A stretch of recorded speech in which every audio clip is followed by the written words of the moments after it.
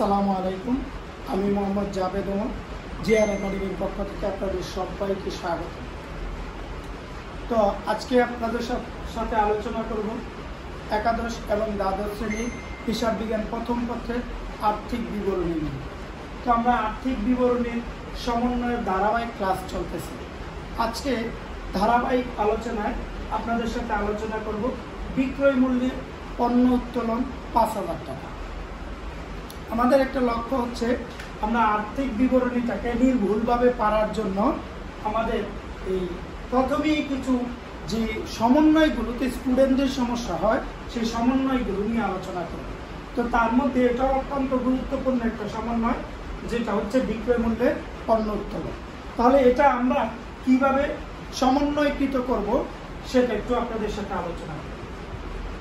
তো এটাকে সমন্বয় করতে গেলে আমাদের মূলত বুঝতে হবে এটা বেসিক কথাটা, মানে এর ভিতরে অন্তর্নিহিত অর্থটা কি।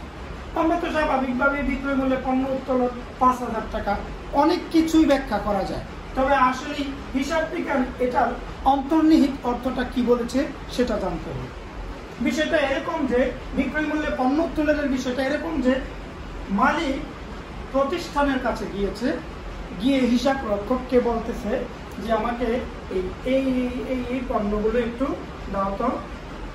যেহেতু মালিক হিসাব রক্ষককে বলতেছে, স্বাভাবিকভাবেই মালিক হিসাব রক্ষক মালিকের কথা মানবে বা তাকে সে যে পণ্য চেয়েছে সেই পণ্যগুলো গুছিয়ে তার হাতে দিয়ে দিবে অথবা তার বাড়িতে পৌঁছায় দিবে।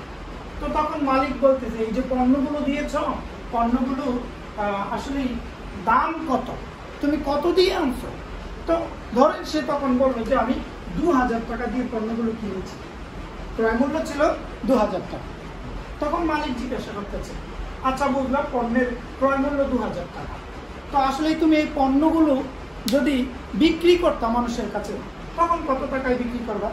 তখন সে বলেছে স্যার আমি ৫,০০০ টাকায় পণ্যগুলো বিক্রি করবো। তো এখন সে এই পণ্যগুলো গুছিয়ে দিয়ে বলতেছে আচ্ছা ঠিক আছে, আমি তোমাকে ৫,০০০ টাকায় দিব, তুমি পণ্যগুলো আমার বাসায় পৌঁছে দিয়ে আসো অথবা আমার কাছে পণ্যগুলো দিয়ে।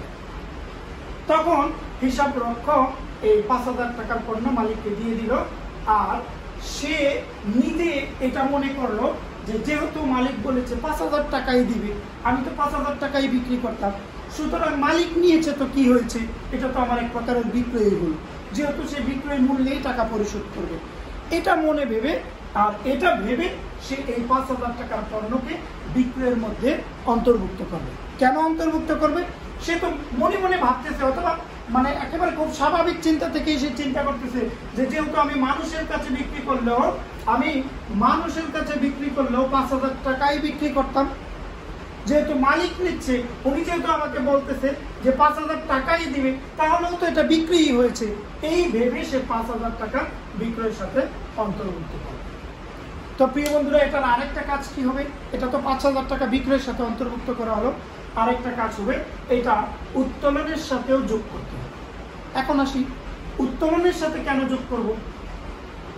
বিক্রয়ের সাথে অন্তর্ভুক্ত করার বিষয়টা বুঝলাম, যে আমরা বুঝতে পারছি যে আসলে এটা বিক্রয়ের মতোই হচ্ছে, মালিক তো বিক্রি মূল্যেই টাকা দিবে।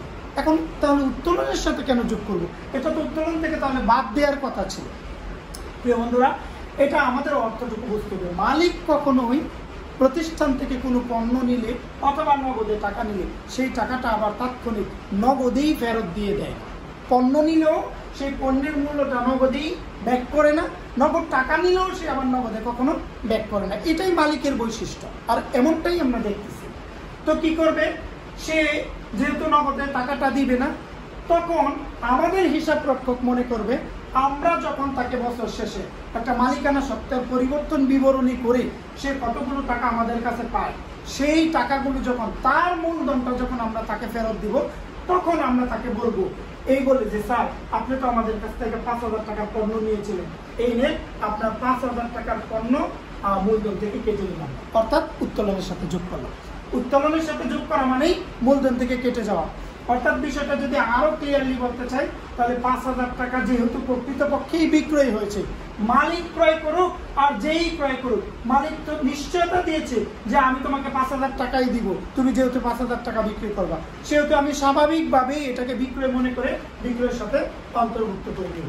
এন্ড দেন মালিক টাকাটা নগদে দিবে না। যেহেতু মালিক টাকাটা দিবে না, সেহেতু মালিককে যখন আমরা মূলধনটা ফেরত দিব, সেই মূলধন থেকে 5,000 টাকা কেটে রাখবো।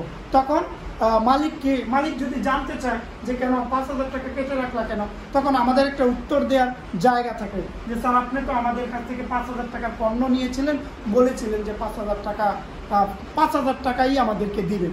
বিক্রয় মূল্য ছিল, আমরা যদি এটা বাইরে বিক্রি করতে পারতাম তাহলে 5,000 টাকা বিক্রি করতে পারতাম, তো আপনি আমাদেরকে বলেছিলেন আচ্ছা আমি 5,000 টাকাই দিব। এই কারণে আজকে আমরা আপনার মূলধন থেকে 5,000 টাকা কেটে নিলাম। আশা করি বিক্রয় মূল্যের পণ্য উত্তোলনটা বুঝতে পারছো যে একবার বিক্রয়ের সাথে যোগ, আবার মূলধন থেকে বাদ, অর্থাৎ উত্তোলনের সাথে যোগ।